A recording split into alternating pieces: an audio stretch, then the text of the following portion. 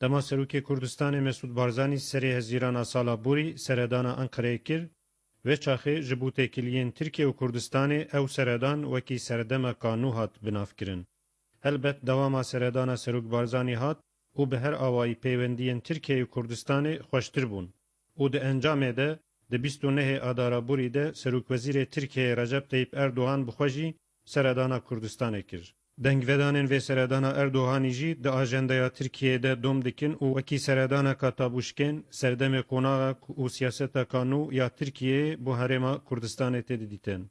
روزنامه‌وان نافدار محمد علی بیراند و سردان وکی قناغ کانو یا ایدی پیوندین کردستان و ترکیه خرانه بناف دکن.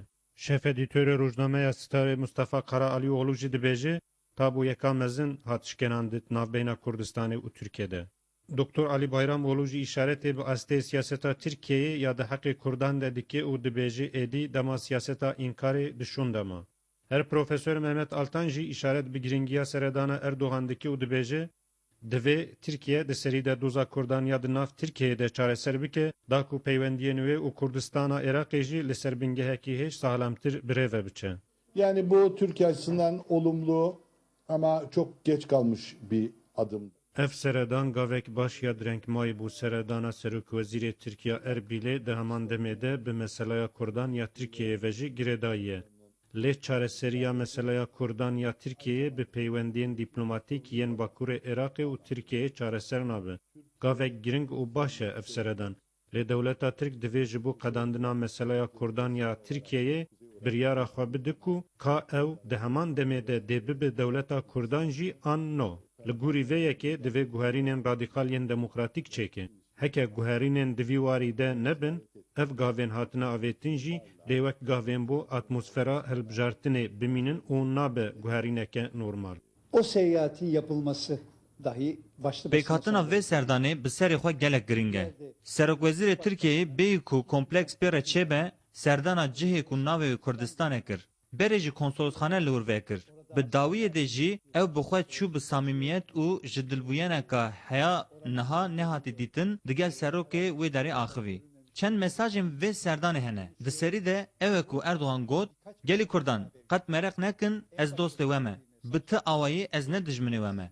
Hûn dikarin heya dawiyê ji me bawer bin û em jî dixwazin ji we bawer bin.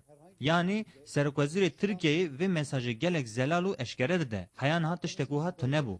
Bo nimune, dema berê rojnamevanên Tirk derbasya aliyê Iraqa Bakur dibûn, didîtin ku bi tîpên mezin li wir hûn bi xêr hatin Kurdistanê nivîsîne. Wan jî ev dinivîsîn dikirin nûçeyeka sansasyonel û nîşan didan û digotin. Binêrin, li vir Kurdistan ava kirine û dê ew paşê parçeyek xaka Tirkiyeyê jî bêxin ser vê.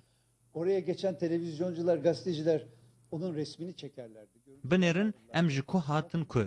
Lewma ev serdan wekî yekê nîşan dide ku peywendiyên Tirkiyeyê û yên serweriya Kurdistanê êdî ketin ser rêyeka saxlem û ji îro şûn de jî zû bi zû xera nabin. Lê hêj arîşeyek dî navê de heye. Ev jî arîşeya PKK'ye ye. Ev jî arîşeya me ye û hem ji arîşeya Kurdistanê ye. Hebûna PKK ne bi tenê serê xwe ye. Pêwîst e em bi tev de vê arîşeyê çareser bikin. Lê aliyê ku esas divê vê arîşeya PKK'yê çareser bike Tirkiye ye. Divê de qet şiktune ye.